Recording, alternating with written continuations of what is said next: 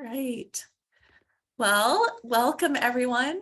It's so nice to see you all again here and have you be a part of what we're going to do today.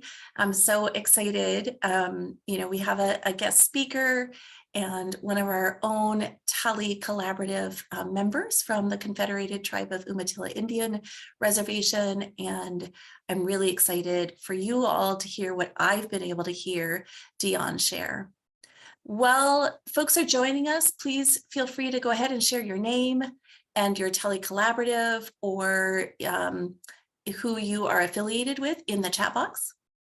And just so you know, this virtual gathering is being recorded for future references, and we will have that available. We want to get started today with a check-in question. So feel free to unmute and share your thoughts on this or put them into the chat box. Our check-in question today is, what does family engagement mean to you from a cultural perspective? So I'm excited to hear what you all have to share. Anybody want to jump in and let us know what you're thinking?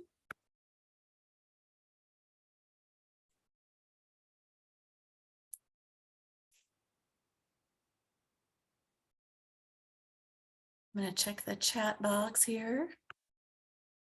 See if anybody's chatting about it. Dion says active participation and sharing. Nice, thanks. And I see people putting in their names. Hi, Annie. Hi, Michael. Hi, Lori, Julie, Rhonda. Great. Paulita, Michelle, thank you. Anyone else have thoughts about what family engagement means to you from a cultural perspective?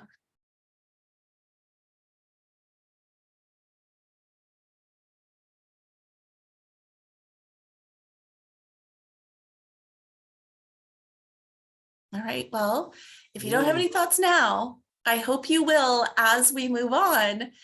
You can keep thinking about it so that when you go into your breakout rooms later after Dion shares with us, you might think about this and maybe even jot it down. And when you have a chance to share with each other. But I do see a couple of things in the chat, so I'll share those out. Jennifer says a sense of belonging so that they feel comfortable participating. And Lori says that each family has its own culture, regardless of ethnicity. So part of family engagement is being responsive to family culture. Excellent. Excellent. All right. Well, thank you, everyone. And I look forward to seeing what you share in breakout rooms and also anything else you might want to put into the chat as we go. So today's objectives are 3. We will be highlighting the Confederated tribes.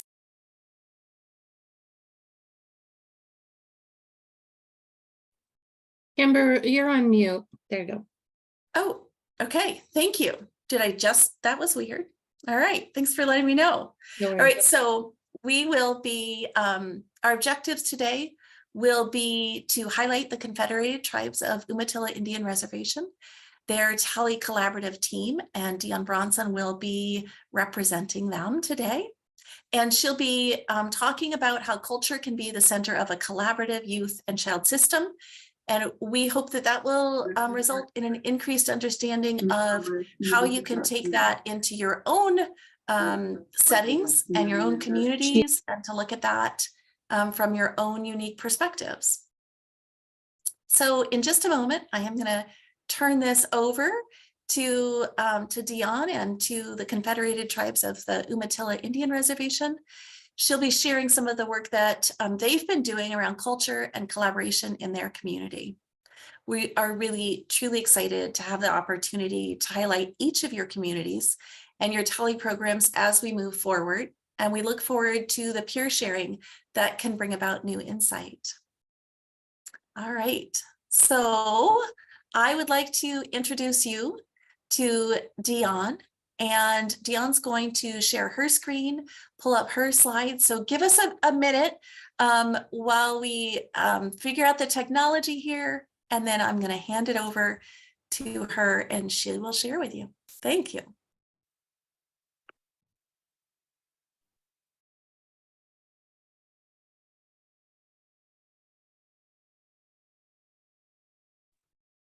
All right, can you see the slide? Kimber? Yep. Okay. Yes, we can. We sure can. Katslahane, Inishwaniksha Dion Bronson.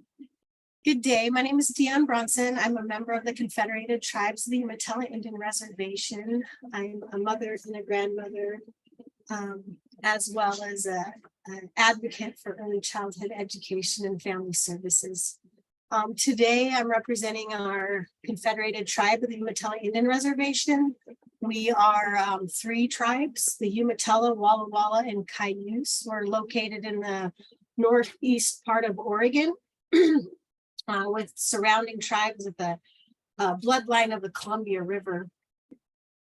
Today, I'm going to share a conceptual plan that the tribe approved in 2021 to enhance and expand the current services that we've been provided in a response to COVID, but also the needs of our community to address some things that we see later on in life, such as chronic health conditions, which we know can stem from early childhood experiences, specifically those adverse experiences.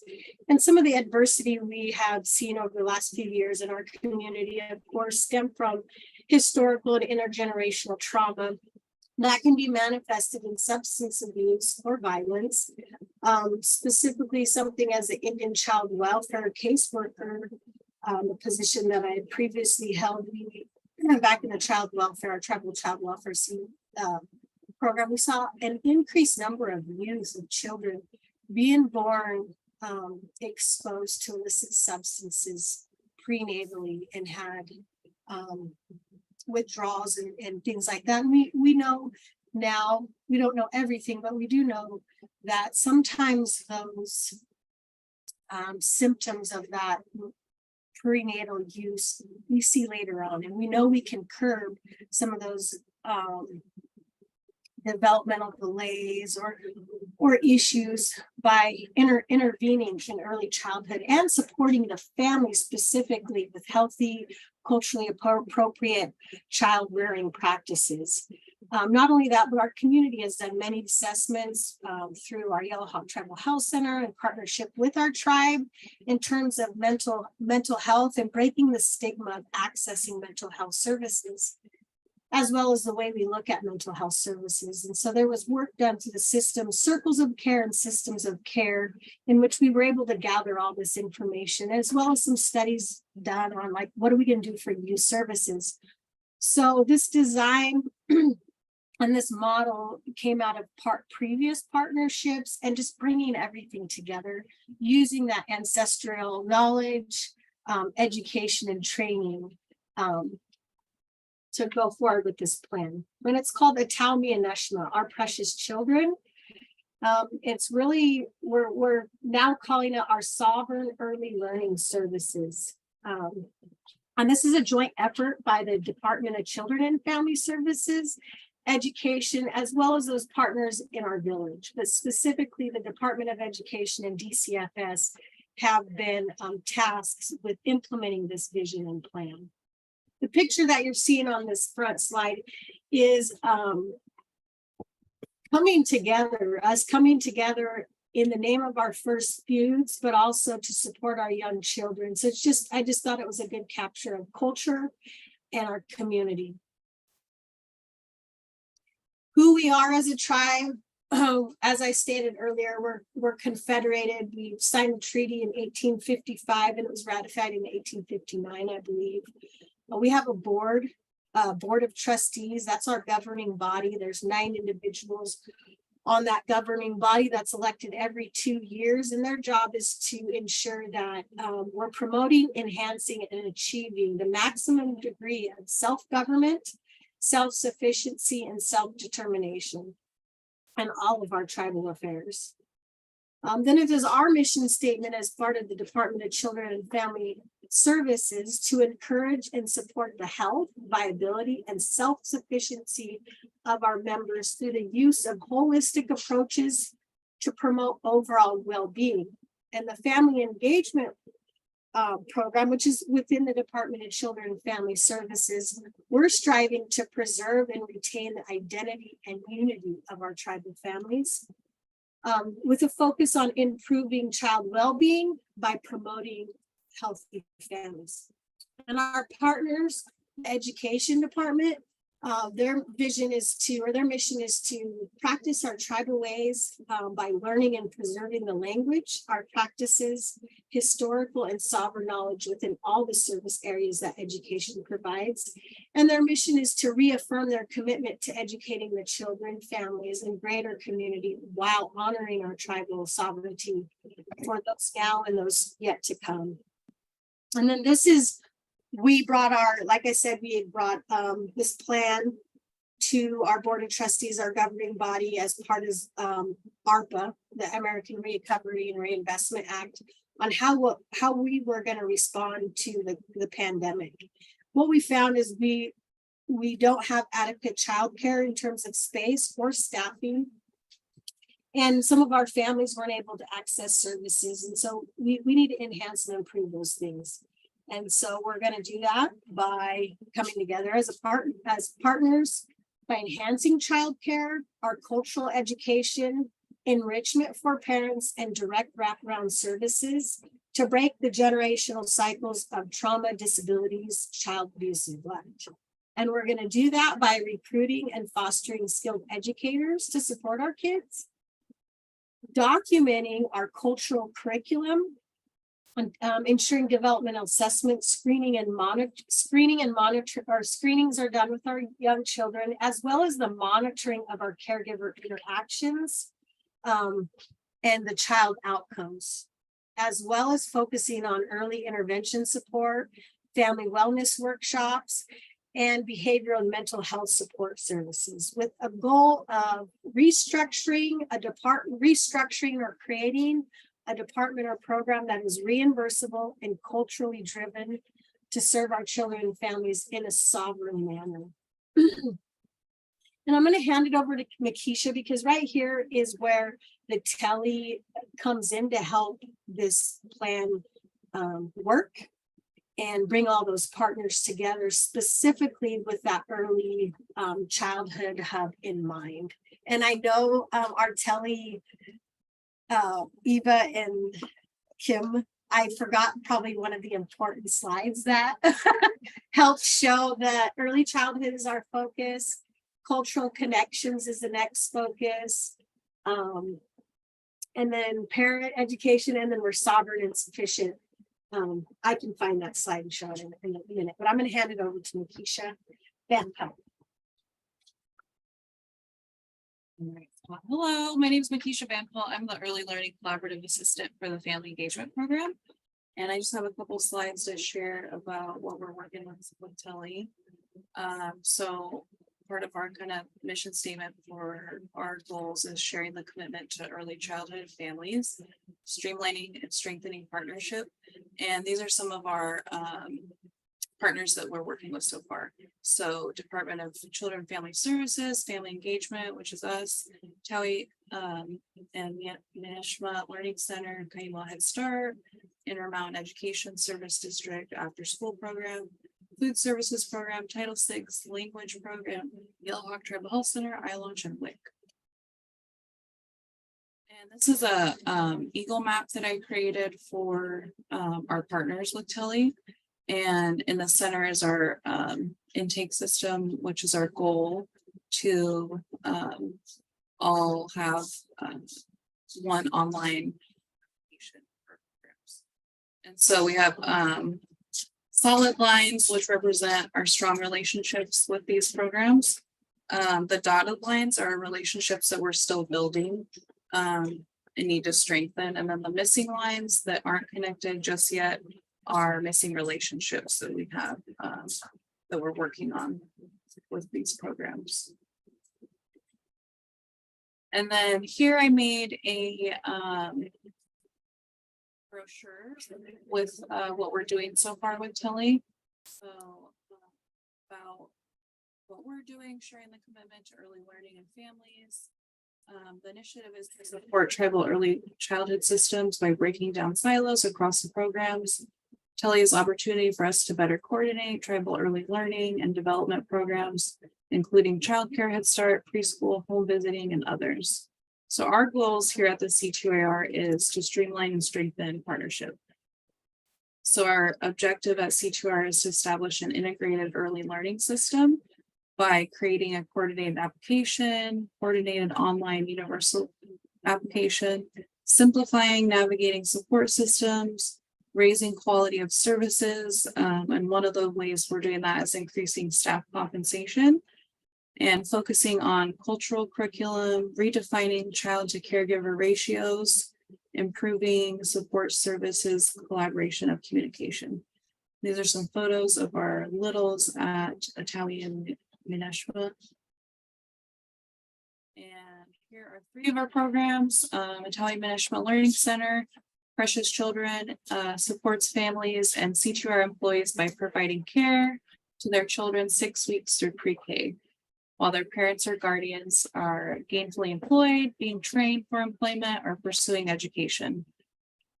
And then me and Marla and I work with the child care assistance program, and it's our pleasure to assist families with child care assistance, which allows them to obtain employment, continue working, complete education goals, and contribute to healthy social and emotional development of their child.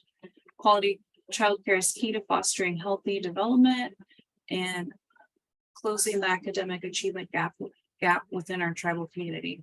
This assistance is intended to support families striving to be self-sufficient, sustainable through employment and education. And then lastly on here, we have Kaima Head Start. Kaima Head Start promotes school readiness and competence of enrolled children ages 3 through 5 by enhancing all aspects of their development and offering support to their families. So that's what I have. Thank you guys for listening.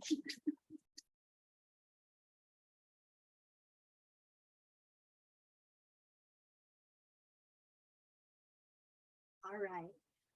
And so our family engagement program is built on a family logic model, which identifies our strengths, our issues, resources, strategies, the youth outcomes we want, the family strength outcomes, and the community outcomes. And not just specifically for our program, but those partners that Makisha was just talking about, in addition to other partners that may serve the age or categories outside of our specific area of early childhood. But we focus on not just early childhood, but that is our highlighted point. So that family logic model is really a community, if you think about it as a village. We utilize motivational interviewing. As most of us know, some of our funding is usually attached to evidence-based practices, programs, or curriculums that don't often always fit our tribal communities or communities of color. And so we have found that motivational interviewing is a best practice, and it fits within our innate, our typical, in some ways, conversations. As Indigenous people, we're good listeners, I would say. And so that motivational interviewing is a practice that we are being trained on and will be implementing as an evidence-based practice. And then, of course, we have our tribal best practices. An example of that would be the basketball against alcohol and drugs tournament, our excursions that we go on, and we'll go over those in a brief minute. Cultural activities and excursions. There's some examples on there. We have slideshows to show you some of those excursions and what those look like and who attends. Our family wellness workshops are we use those, and we title them, we use different names. We're trying to rebrand things and make things more welcoming. And so family wellness workshop sounds a little bit better to me and to some of our community members that have responded than parent education. And so we do utilize Native Wellness Institute. We have staff that have been trained on their healthy relationships curriculum. The Native American Fathers and Family Association, they have curriculums that give good foundations on motherhood and fatherhood is sacred, creating foundations of values and beliefs that are common among Indigenous communities, addressing family violence, suicide prevention, and linking generations to strengthening families. Those are the 4 curriculums that come out of NAFA. And then Well-Brighty is White Bison. And that focuses on healing rather than the symptoms of things. We like to focus on the symptoms or the diagnosis, and it goes to the root causes. What are the root causes of whatever is going on in a family's life? So those are 3 of the curriculums that we have chose to implement within our family engagement program. I wanted to say something on the NAFA. NAFA is working on becoming an evidence-based program, and hopefully we'll get on that national clearinghouse on family preservation, allowable programs for reimbursement. And then staff just returned from being trained last week on the family spirit model, which is an in-home visiting program for families who have children prenatally through age 3. And then we also have the child care program, which is funding from the Child Care and Development Fund within our designed to provide assistance to those families, as well as to help enhance and expand those services that are already being provided within our community. So working closely with our Atami and National Learning Center. And we're very intentional in the way we do things and the vision and structure that we have set up. Our Department of Children and Family Services has a mindset of serving families from womb to tomb, and that every child matters. On the left hand of the screen, you can just see we've identified some of the programs that we use. And on the right side, you'll see some of the tools that we use. Now, these tools have been gathered from evidence-based programs, the Oregon Tribal Family Preservation Training that's offered, that in which the 9 tribes of Oregon worked with the Oregon Health Authority in the state to create a specific curriculum to train our peer support specialists to walk alongside our families to navigate systems. Our eligibility, when we think about eligibility and we take funding from whether it's the state or the tribe, we often have to go by their eligibility requirements. But it's some food for thought to think about. And this came from SAMHSA's, some work from SAMHSA, is in the Indian way, opportunities are to be made available to everyone in the community. And being mindful about the power of words, and when we write words down, if you think about the approach, words chosen to illustrate a concept, describe a situation, or name a person have a powerful impact. If you wish to nurture something, you call it a flower. If you wish to kill it, you call it a. When we refer to our people, communities, or youth as high risk, we are painting a powerful picture of a negative outcome. You move toward and become like that which you think and talk about. It is important to describe things in terms that will bring about healing rather than sickness. So rather than focusing and thinking of criteria of at risk of foster care or high risk or whatever that is, reframing our family engagement program to be preventative and supportive, and making those eligibility criterias meet the community and where we're at in this time and age. We're not all enrolled tribal members because we have had children with non-tribal members. And so the whole concept of blood quantum still exists in our communities, and blood quantum isn't, I should say, is it blood quantum's one colonized way that is still working to eliminate tribes in a way. So power of words. And then our implementation is intentional. So we want to provide relevant, meaningful, and supportive opportunities and information. And I'm going to go back a slide. I guess I can't. I'm going too far. Hold on. Uh-oh.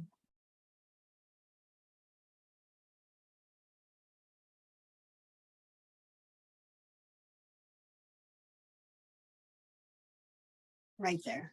I found it. Thanks. So back on this slide, when we're talking about relevant, this yellow picture here is our seasonal round. And that was the tribal best practices that I went over. And that is the intentionality is following that seasonal round and what some would call tamanwit, our belief. That's that intentional implementation. And not only that, listening to our participants on what they would like to see or what they would like to experience in the future. And taking those assessments that you see in your community, whether it be health assessments, Head Start, community assessments, or their self-assessments, utilizing that information to plan those activities in the future. So again, here's just another breakdown of those organizations, programs, and curricula that we're using. And then here's some of our implementation strategies, specifically staff training. Our director, our manager, our outreach specialist, and our family engagement specialist went to this beautiful place called Honolulu, Hawaii, to receive our suicide prevention training. And it was great because there was other Oregon tribes that are now becoming trained facilitators to train their staff to implement these curriculums throughout the tribes in Oregon and just throughout Oregon to share these curriculums with our participants. So that was pretty neat. So up in the right hand side of the picture are those representatives from Oregon.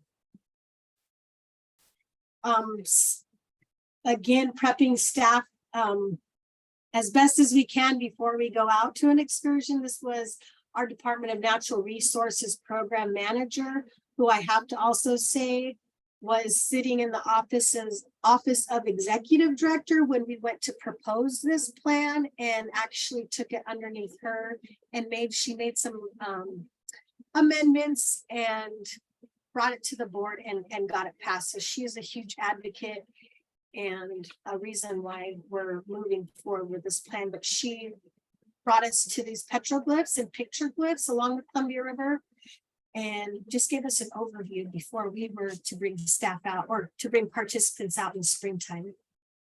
Our family wellness workshops. So this is an example of what a family wellness workshop is.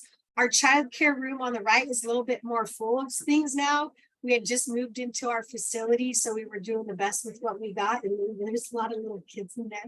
They have a good time. So parents are able to bring, or caregivers are able to bring their children to the workshops, and we have safe sitters, which are typically high school students that have gone through a safe sitter course to provide childcare for those kids. And we partner with the after school program. So just birth through age 5 come to our center, and then any children that are school age would go over to the after school program, and then the older kids can come and participate in the workshop. We have it structured to where we invite families to come in and share a meal with us. And then we have a cultural activity planned. And as you can see in this picture, individuals were learning how to weave what we call wuppuses. They're yarn baskets. They're what we harvest and put our foods in when harvesting. And so that's just a snapshot of that. And those workshops, here's an in-depth slide of the NAFA program when they were founded, which was in 2022. The principles, creators, the first principle that he goes over: choice, being teachable, having wisdom, and service. And there hasn't been a class where people are like, this has been not a useful class. We've had a lot of good feedback from the classes and our first year of implementation. And I'm proud to announce that we're offering this workshop. We're starting back in our fall workshops, and it's full, and we had to cap it about 15 because of our space. So it's exciting to have caregivers and community members who want to come and spend time to become better caregivers or improve their parenting skills. And then here's an example. We went last year and harvested cedar down on the Sandy River in Oregon, the lower Columbia River. We learned how to identify cedar trees and harvest the cedar root and then process the cedar root. We had a cedar weaving workshop, and then because it takes a long time and it's a hard skill to learn, we did a follow-up workshop in January. And so this is just a picture of it. And then Brosnan, she's with a nonprofit called Caretakers of the Land, her and her husband and her daughter. They're a huge support of our program and knowledgeable in a lot of things in our community. So they've helped us share skills, with our participants. This is a cordage class. So cordage, it's Indian hemp dog bane. It's like a weed. And what we would do with it is we break it down, and those are the fibers that we use to make nets with, rope with. So again, sharing traditional knowledge and skills with our community members.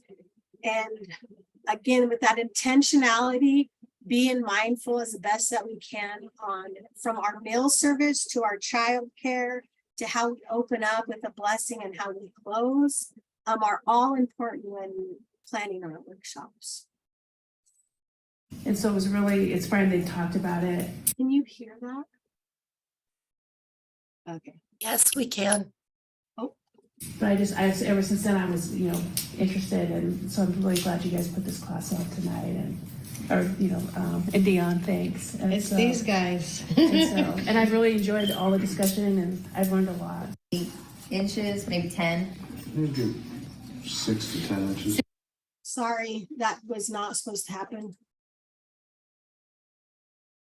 And so it's fun. They talked about it. But ever since then I was, interested, and so I'm really glad you guys put this class on tonight, and Dion, thanks. And It's these guys. and I've really enjoyed all the discussion, and I've learned a lot. So I really appreciate being here. So thank you. So that was just a little clip of a participant, and she's actually a staff member. She's a tribal member and member of the Department of Natural Resources. You'll see her in a later slide. She brought us out together, Latit. I kind of wanted that not only to hear her, but to see how she was working with the dog bane. And then you can see in the background the sticks and things. So we just got to kind of have fun and got messy. 8 inches, And maybe after 10. that, we did a TELI class in which Brosnan came back and her husband, Bobby, and their daughter, Meadow. And we did 2 different days. One day we had a group, and the next day we had a group, and they just learned how to make TELI placemats. And TELIs are used for a variety of things. We used to use them for our homes, our shelters, for lodges. They were used to dry foods on. They're used during ceremonies. They're during first kills, first gatherings, deaths, and we used to eat on them. So TELIs are a significant part of our history and our lifeway. And I'm going to head and just play this video just so you can hear Brosnan and share a little bit about how they cut them and organize them. So gathering of the TELI. Maybe 6 to 10 inches. 6 to 10 inches from the ground, you would take loppers or hand clippers and you cut them, and then you would lay them down on the ground. And then it's really handy to have someone else over here snipping these off, because if they snip off, then your bundles won't get stuck as much, and they dry, because then you're gonna need to dry them. So then they dry a little quicker too, in case you gotta move on to the next thing, if you take these off first. And the way Lloyd taught us was to use you just use a steak knife. Yeah. And then we kind of adapted over time, and now we'll have someone hold them, and then we use head shears and just Clip a bunch at a time. so that we can get a Yeah. bunch, and then we lay them down. Yeah. The Meadow cuts the seed heads off, and then we get them back to our camp, and we'll put them in like a garbage can. And so then one person will hold them like this, and then one person will stand up on something to get a little height and grab the tall ones and kind of wiggle them loose, and then lay the tall ones in a pile. And we'll do that. Then pretty soon we'll come down to about here, and then we'll come down to about here, And that way we get them sorted out into approximate sizes, you know, one's for, you know, 5-foot mats or bigger, one's for 3 and 4 foot mats, and then a pile for. So that's an example of a TELI map making class. And then here's just some pictures of the individuals working on them. This is our what we call like our common area of our building. And part of that are our curriculums that we've adopted of the Native American, Native NAFA, Native Wellness Institute, the Wellbriety, and there's another organization called Dad's Network. And in 2021, they came together and hosted their first annual Healing Together conference. And then last year they held another one, and we were able to send participants.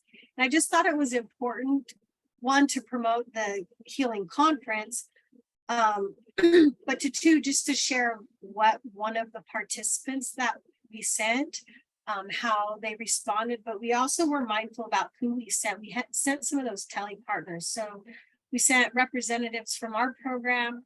We sent representatives from the ESD, the Intermountain Education Service District, which is the early intervention staff. We sent a staff from Atami and Eshma, and then we had a parent and a partner from Yellow Hawk Tribal Health Center that attended, as well as a dad who is sharing the Wellbriety curriculum on Fridays on his own as a community member. So we thought it was important to share this opportunity with them. If you see that hoop to the left, on my left, that's the sacred hoop that when Mr. Koyas started this movement, or white bison, sharing white bison, they went around to tribes, and those eagle feathers on there represent tribal communities throughout the United States. And we happen to have it, the C2IR happens to have one of those feathers on that hoop. So this curriculum wasn't something that was just picked happenstance. It has been in our community and implemented throughout different programs. So the entire conference environment and design was culturally relevant, relatable, welcoming, and nourishing. Each day began with a morning prayer by a conference participant or local elder. Each meal began following a prayer.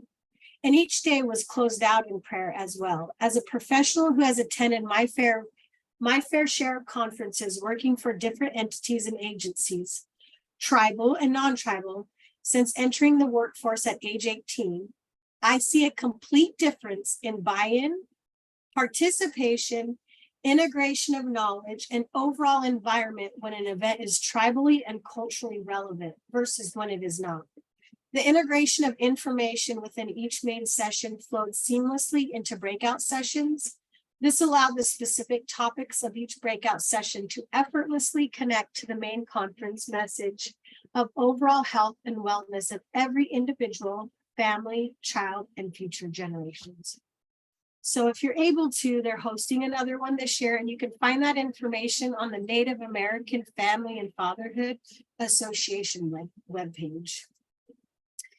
And there's another testimony that's a snapshot of some of the folks that got to go. I highly recommend future annual attendance of tribal entities that work with children and families, are a service provider in a medical, social, educational, community support realm.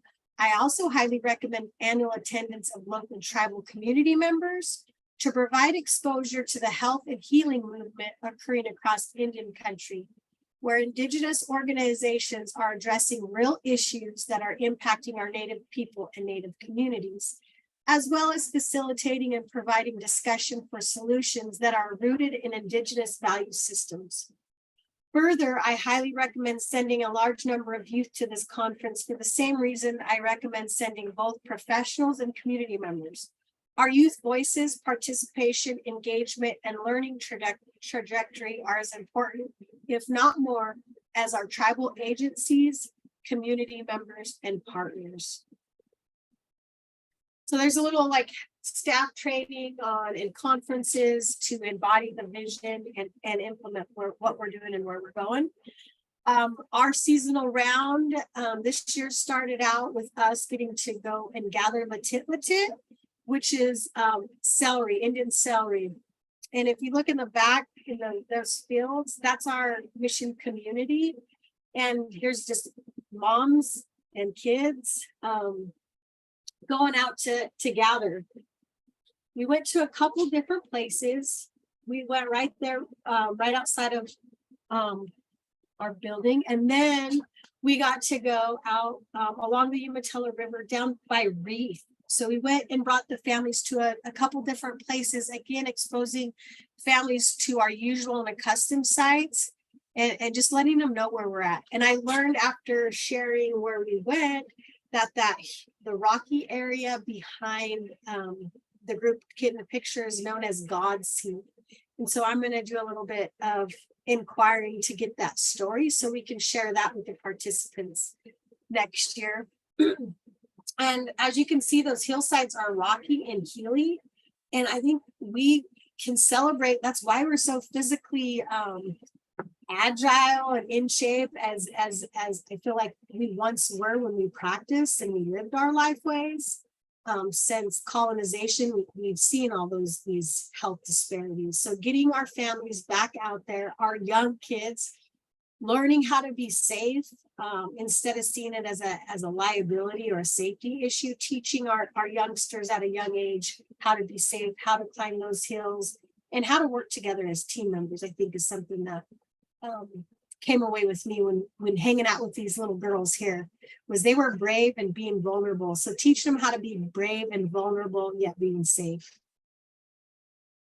And then we collect data. When we talk about inputs and outputs and data collection, our goal is just to see, one, how many of our participants were aware of the location that we were going. Had they ever heard of it? Had they ever been there? Do they know, have they ever gathered the food?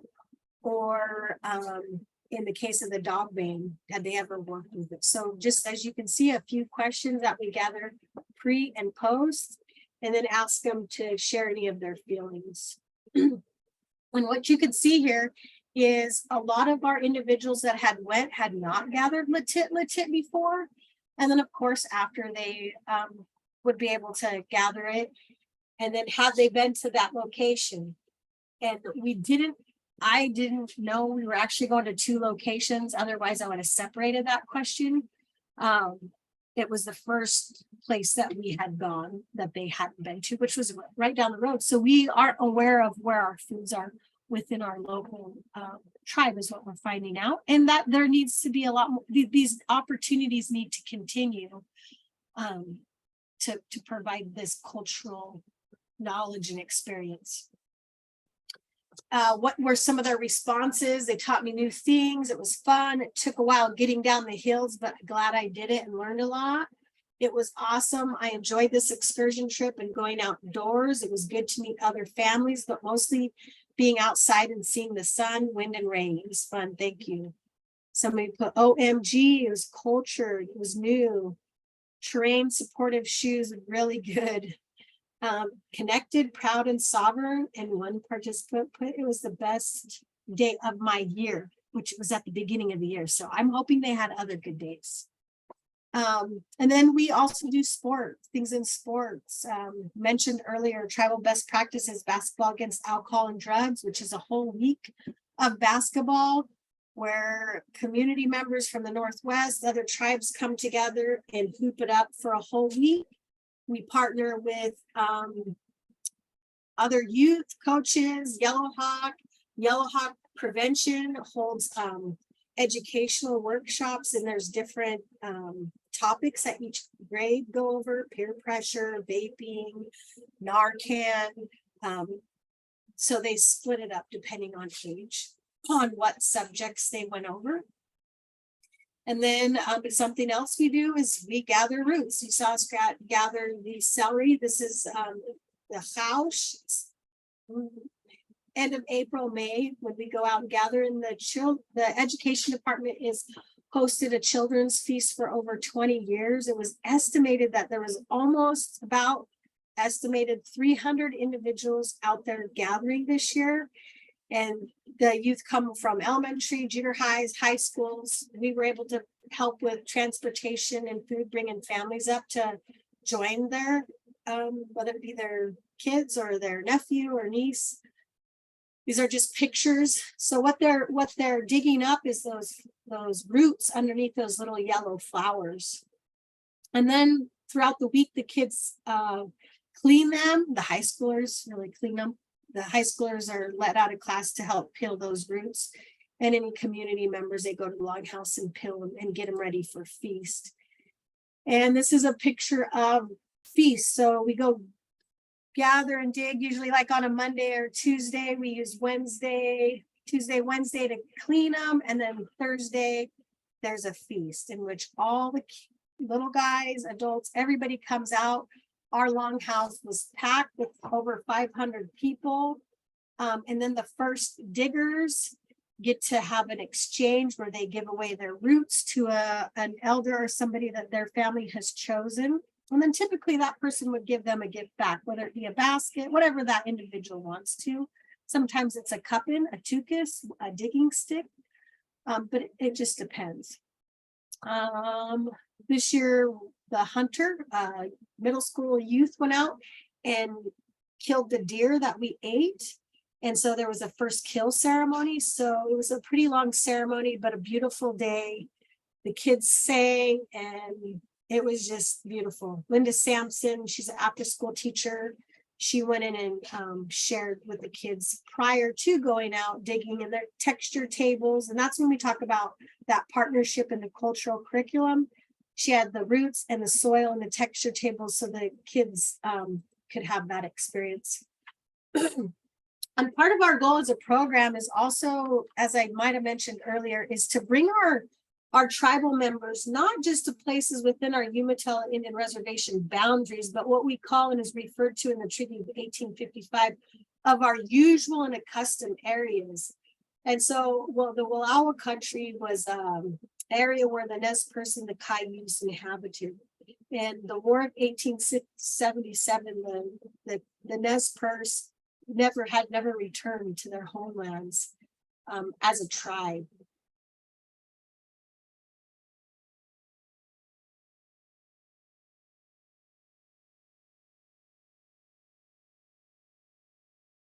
So last year, our Department of Natural Resource outreach educator was able to go and gather there with family, and they had wash-up services, first food ceremony. And so it was a time when the Nez Perce that had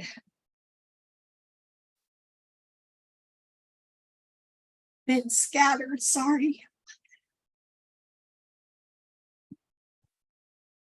were able to come back to that homeland of their ancestors. So the Nez Perce tribal members that may live in Nespelem, Kamei, Lapway, Pendleton, wherever that was, they opened that opportunity and started having conversations with the landowners about accessing those sites without any conflict. And so they had made the Wallowa Trust Fund work with some individuals within those gatherers, those tribal member gatherers, to continue to open it up and bring our tribal members back to these lands. So this year was just a beautiful experience to have that friendship, I guess, being formed, and that reciprocity between the landowners and tribal members. There was actually ranchers that had shades and ladders over their fences, because that's typically sometimes what the conflict is fences get torn down or cut to access those sites. So that mutual respect, I think, is important to build. And so that was something that family engagement got to participate in this year. And we also learned when Nix Red Elk was up there, our public outreach out of the Department of Natural Resources, and she went and hunted and found this beautiful area for us to gather. But she was specific because she wanted to teach us other foods, other roots that were in the area to gather, and not just that, but also to be able to identify foods that would be coming in those later months. And so something in addition to the chauch, which is the biscuit root, We learned there was camas coming up. There was Indian carrot, sawit coming up, and there's unipush, which is an Indian potato. And it's in these pictures, and you'll see at the bottom picture, it has the white flower. And then in the girl's hand, it's in her hand too. It's a little tiny bulb, it's tiny. So me trying to be efficient and effective and being like, this is a lot of energy for a little tiny group. Probably won't be gathering this root because it's just not enough. And it's delicate. It's very delicate to dig because that stem breaks off and then you lose the bulb because the bulb's so small. So we were digging and gathering and learning. And so I dug one and then I ate it. And all those thoughts were going through my mind. And after I ate it and I continued to gather and look around, I had that mindset about it's just little, it's not worth it. Well, actually, our plants, we believe in everything's living. And if you're open to it and you allow it and you listen to those voices, I feel like it's connection. And I feel like our sister was talking to me on this day and kind of like, I may be small, but I'm powerful. And after having that one little tiny unipush, that little Indian potato, about 15-20 minutes went by and it was just like I had this fullness filled. And I feel like that sister was saying, I may be small, but I'm packed with things that you don't even know that's in me. And I'm super powerful. You don't have to have a lot of me to be full or to get what you need. So just a little personal story and a reflection that I came away with. And I'll always remember, it doesn't matter how small the root is or how small the flower is or how small the fish is. Spiritually and nutritionally, we have a lot to receive from those gifts and those promises. They promise to take care of us. And I guess that was the other thing I learned is don't forget those promises, big or small. They're important. And then we like to have fun and talk about healthy relationships and taking healthy risks. And it was cold. So these kids took a healthy risk and jumped in the lake. We got to bring them on a go-kart ride and ice cream after we dug all day. Something else that we do, again, like creating tools and learning about our foods. So creating the tools that we need to harvest our foods and learning how to harvest them, we're all doing simultaneously. So our local river, the Umatilla River, is a river that has spring Chinook that return to it, in which we are able to now, there's numbers in which we can harvest those fish. Those fish were not in our rivers for over 70 years, and so we weren't able to harvest those. So imagine if there's a lifeway, and some people, turns a hobby or something that you do, and you're not able to do it for decades, almost a century, what that does to that hobby or to that teaching or that knowledge is that's passed on, and specifically the male role. So you think about when we have that lost males, why that might be. We look to our environment and look to what's happened to our environment that may be related. So those dams and the habitat impacted those fish's ability to come back and reproduce in our local Umatilla River. With the efforts of restoration of our Department of Natural Resources, we have fish in the river now and have had since about 2000, I'd say. Don't quote me. The fisheries guys will probably be mad, but I'll get the information. So we're teaching. Our elder David Quibbs came in and is teaching them how to make a dip net from a string clear to the end. And so we had some finishers. As you can see, we have some moms, some kids, some dad. And then when they finished, they received a cooler, and Mr. Wolf took the ladies out to the Umatilla River to try to use those dip nets to try to harvest their fish. I will say that it was later in the season by the time they got finished with those nets. So we'll start a little bit earlier. And the water wasn't flowing and they needed some help, but they went and gave her a try. And then back with basketball. So we try to not always create things that aren't going, like, we try to join events that are already going on in the community. Treaty Day, we celebrate our treaty. We had a 3-on-3 co-ed basketball tournament at this new court. This new court was put in our projects. We had volunteers from youth to workforce to just to community people. That's Kelsey Burns. He's one of our go-tos. He does a great job emceeing and singing for us. And then we had some youth help with the scoreboards and setting up and taking down the tournament. This is just some pictures of the champs. And again, when we give out prizes, we're trying to give out prizes that encourage and foster physical development, literacy, or nutrition. Or for example, the high schoolers, they receive, the ones that are tribal members receive gaff hooks to encourage them to find a member or come back to us and learn how to gaff, but putting those tools in our youth's hands. That's just another picture of our wraparound specialist work with our community partners, which they wanted to come out and share services, specifically mental health and substance abuse. So we had community partners join the event. Culture night, it's something we do as well. So Mondays and Tuesdays are our workshop nights in the fall, and then Wednesday was a culture night that already was happening within our community, and our program was approached to kind of help it be sustainable and provide additional support. Culture night, they learn about longhouse etiquette, stories, games, skills, whatever it is that the parents and the group decides. Volunteers are what make it happen. All volunteers are what make it happen.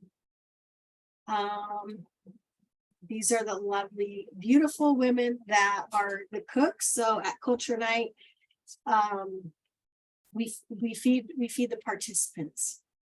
That's Molly Ann Jones. She's been a part of our program through workforce development, our participant. Trinity Bates, our wraparound outreach specialist. Nina Watchman, she's our family engagement specialist. And then Natasha Herrera, she used to be a staff here, but she's a parent and a community member who comes and assists with whatever we need help with. At the end of the year, they had a celebration to celebrate the year's gatherings. And so this is just a group. The lady on the left, her name is Babette Kaupu. The lady on the right, her name's Sal Cozy, and those two are the really ones, the community members that have ensured that culture night continues to go. And then of course, it wouldn't happen without the drummers and singers there in the middle. Like that's where it happens. It wouldn't happen if it wasn't for our singers stepping up and giving their time. And then this Thule camp we just got done with, it was a camp with the caretakers of the land, Brosnan and Bogby, over at Cove. We went to an Ascension school to gather tules. So we talked about the tules. We did the tule mats in the winter time, and now we're going to go out and identify where we can gather them. And so last year, I think it's important to note, last year we went out to a place closer to the Columbia River. Now this is more east, and again, visiting a different, usual and a custom site. And as you can see, we got families out there gathering tules, all age groups. Here's another family, they're bundling them up. And then they had tules already dried for them. And so they got to bundle and take those tules to bring them home to dry and work on later. But then they also got an opportunity again to learn how to make what they desired, whether it be a small placemat, or be a mat for drying, be a mat for namings. And you'll see in this next picture, we had some individuals that were really creative. And the third picture is a picture of like a horse trapping. They had planned to put that on a horse for horse trapping to sport during a parade or ceremony. And then it looks like we got to have some fun playing tug of war. So always mix in a little bit more fun with some fun, and always liking to share what the participants think. And in this case, this one just happened. Brosnan Spencer had wonderful words to wrap up a wonderful Thule Camp 2023 excursion. Tips was able to gather her first toolies and will be creating and gifting her creation to her elders in just a few short weeks. I can't say thank you enough to the C2IR, Ascension School Camp and Conference Center. I don't know how to say caretakers of the land. I got to learn that.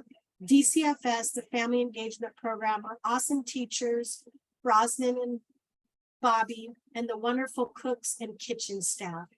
The amount of care, love, and detail that went into making this Tule Camp 2023 happen was astounding. I understand the point of camp is to learn through creation, and that's what we did.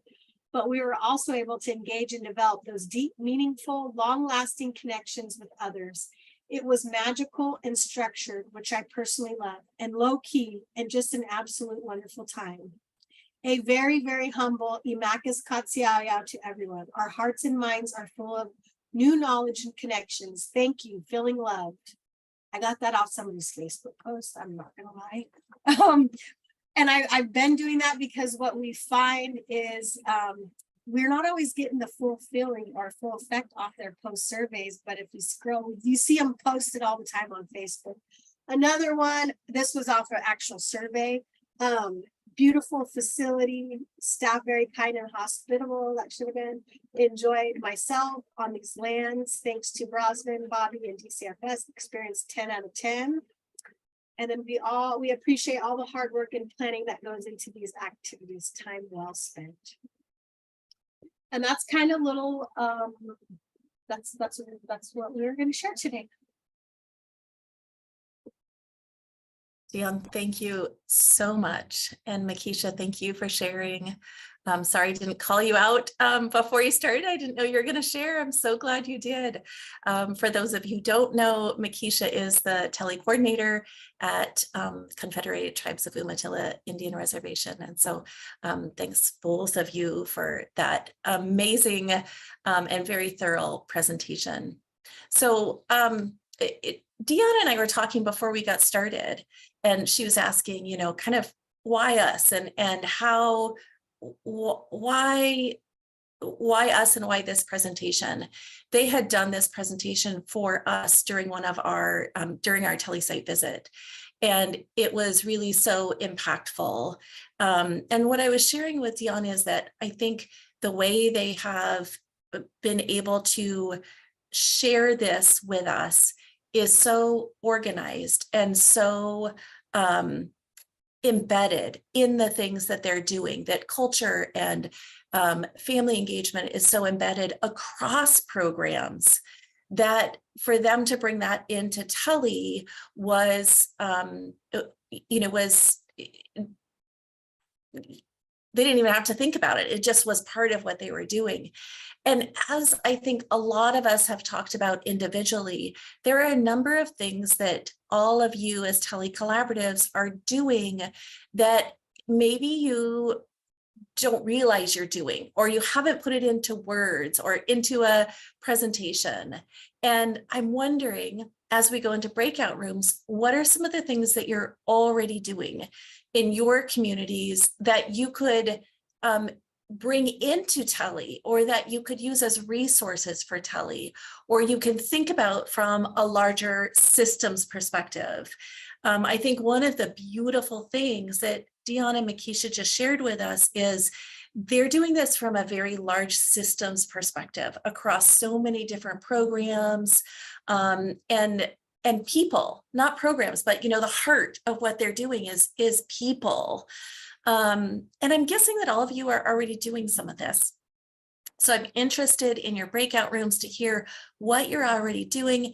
And also, as you've heard this presentation, what else do you imagine? What has it sparked for you in terms of what you could include for culturally based family engagement in your own TELI initiatives? We're going to break for about 15 minutes. And during our breakout groups, you'll be in great breakout groups by your TELI collaborative. So for instance, Dion and Makisha, you'll be in your own TELI group, and you'll be with Kate, and Kate will set you up with a different question than the one that is on the board. And each of you will be by TELI Collaborative with somebody who will take notes for you, who will ask for you to identify somebody who might be a spokesperson as you come back from your breakout rooms to share with us what you were thinking about, what you're already doing, what sparked for you as you heard this presentation. And we're so excited to hear what you all have to share and bring back into this conversation as we come back. So we'll go ahead now. Teresa's going to break us up into groups. And again, this is a time really for those of you who are TELI Collaboratives as we go into breakout rooms to share what you're already doing, to share what you'd like to do.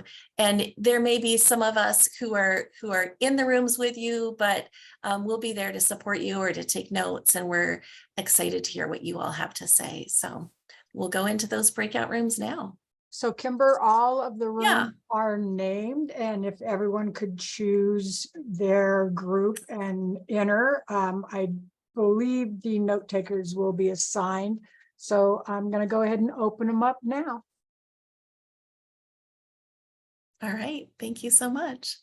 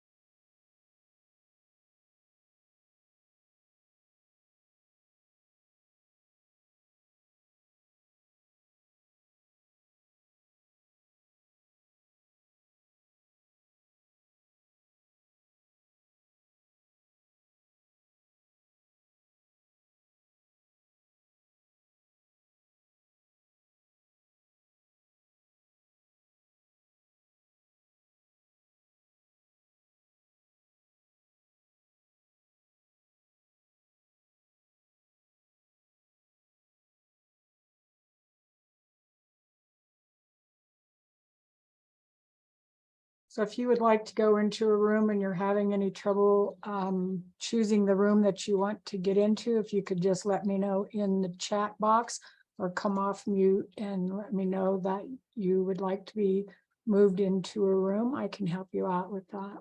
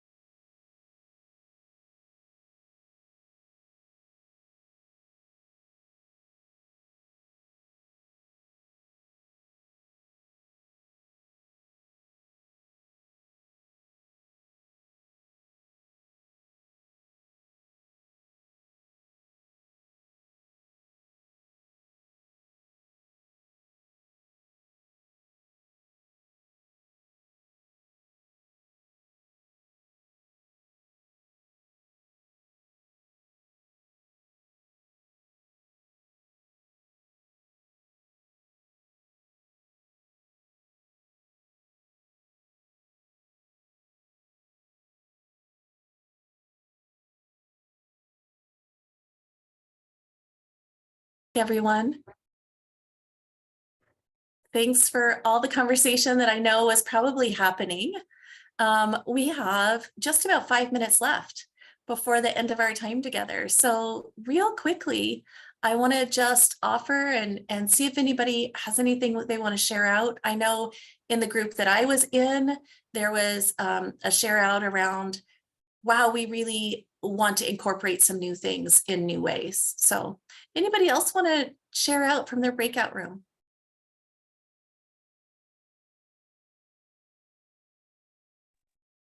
I can, Kimber. Thanks.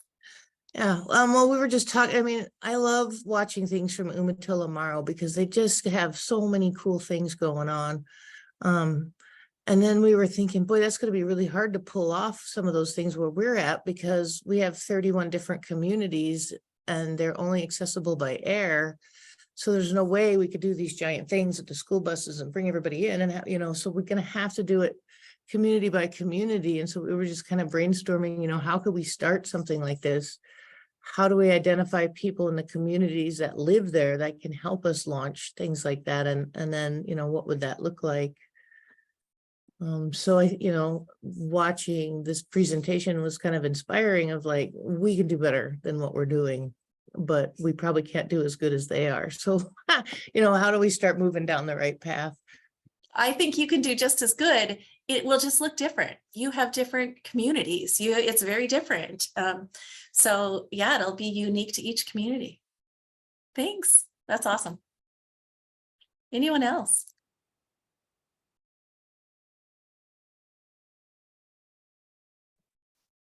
We talked about how we have little pockets of family and cultural engagement that we're accomplishing right now. We have back to school family night and had our families create a family vision statement based off our cultural values, and just talked about the wonderful space we're in with all the language and values that we're surrounded by every day and our kids are surrounded by.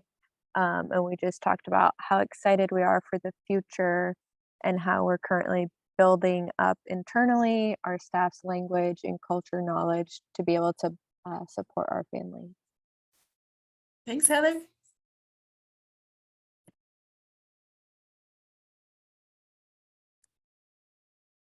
I else? think I've mentioned this before, but I'm with Head Start in Olean and Salamanca, Cattaraugus, Wyoming County's Project Head Start. But we have a Head Start in Salamanca nearby the Seneca Nation Head Start, and they're so close, yet we don't really have a real relationship. So I'm excited about that. They're going to share their calendar and maybe get some of our kids on a little field trip to go see some of their socials and help them to immerse a little bit into the culture of their own community, because we have, I'm going to say probably most of our children are not from the Seneca Nation, but occasionally we do have children from the nation in our program. And so why aren't we doing these things? And so it's good for children to learn about those, for all children to learn about those. And I'm actually excited to go. And I don't think I've ever visited their classrooms or seen even where they are located. So that's shame on me. I should know that. So we're excited about that. We're going to start communicating more about the events that they're holding there. Amazing. Thanks, Sharon. That's very cool. Can I say something? And Sharon, you won't be disappointed. Seneca program is awesome. Right.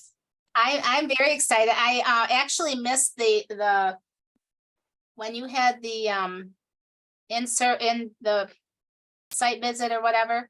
I actually had COVID, so I had to miss that. So I felt really bad. So I'm excited about it. We hope to see you next time. We're excited to have you. So Thank you. All right. Anyone else?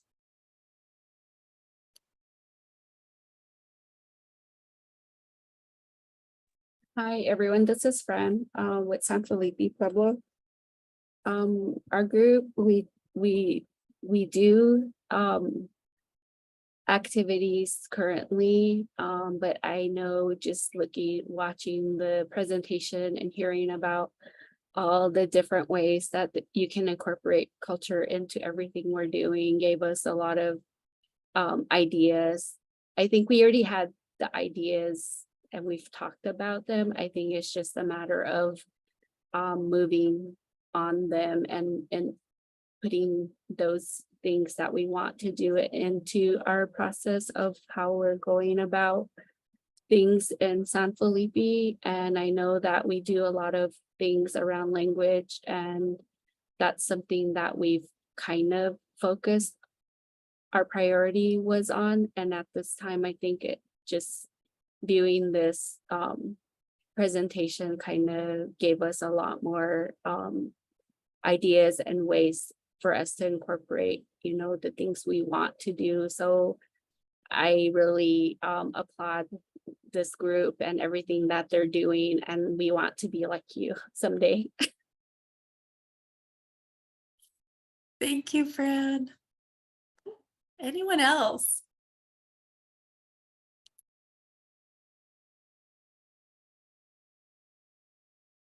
All right. I don't want to cut anyone off, but I also want to honor our time. And I know that everybody is busy and has other things to do. So I want to just offer an opportunity for any questions or reflections, anything else that's come up for you before we finish.